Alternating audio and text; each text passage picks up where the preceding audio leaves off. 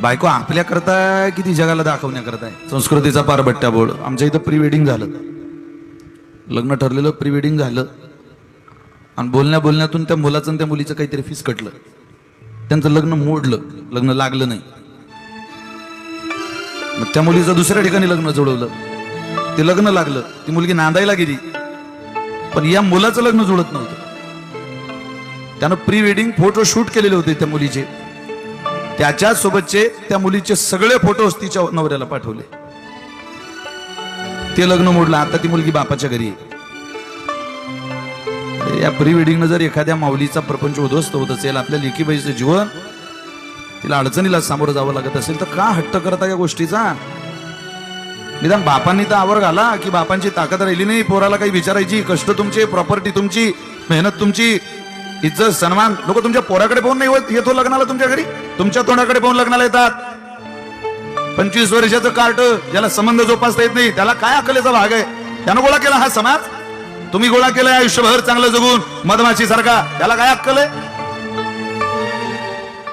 तुम्ही मधमाशी सारखं गोळा केलेलं हे भांडवल, गोळा केलेली सोन्यासारखी माणसं, या चुकीच्या नालायक लोकांच्या नादाला लागून ही माणसं गमावता. तर म्हणा ताकदीनं बापानं बापाचं अस्तित्व टिकवण्याचा प्रयत्न करा. जो बाप पोराचं सहन करतो, त्या बापाचं म्हातारपण सुरू झालं की कुटुंबाची अधोगती दिसायला सुरुवात होते. पोराचं सहन करू नये बापाने. खाण्यापिण्याचा लाड, तुमच्या पोराला आयफोन घेऊन द्या, भारीत भारी गाडी द्या, भारीत भारी 4 व्हीलर द्या, सोनं नाणं घालायला द्या, पण तुमचं घर उद्ध्वस्त होईल, तुमच्या घरातल्या संस्कृतीचा नाश होईल.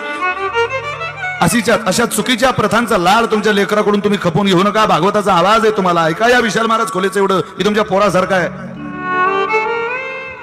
नुसतं बरं वाटण्याकरता नाही आपल्या कानालाही. तुम्ही तरी म्हणा तरुण पोरीने असा आदर्श जुळवा, मी त्याच मुलाशी लग्न करेल, ज्याला प्री वेडिंग नको, कुठलाही लग्नातला अपव्यय खर्च नको. विराट कोहलीचं लग्न 200 लोकांमध्ये झालं, महेंद्रसिंग धोनीचं लग्न 200 लोकांच्या आत झालं. तुम्हाला मला काय उताला इतका पैशाचा? त्या लोकांचा पैसा सेकंदावर मिळवला जातो, सेकंदाला कमाई आहे. आपला बाप महिनाभर जॉब करतो कंपनीत, तेव्हा कुठं 30 तारखेला पगाराची पत्रिका घरी येते. घ्या तुम्ही निर्णय. मुलींनी जर घेतला एका पातळावर सडा सारवण करून महिलांनी प्रपंच सांभाळला. तुमच्या आईला विचारा बरं, होतं का प्री वेडिंग? होता का बँड, मोतिका, इतकी भारी चप्पल, इतका मोठा घागरा, इतक्या वस्तू, इतक्या. आता नवरीला सजवायला एक बाई असते आणि नवरीच्या आईला सजवायला एक बाई असते. काय करा बरं? हे पटतंय तुम्हाला माझं? म्हणजे हे चाललंय तुमच्या भागात, मी पाहतोय ना ते. ऐका नका ऐकू, सांगणं आमचं काम आहे.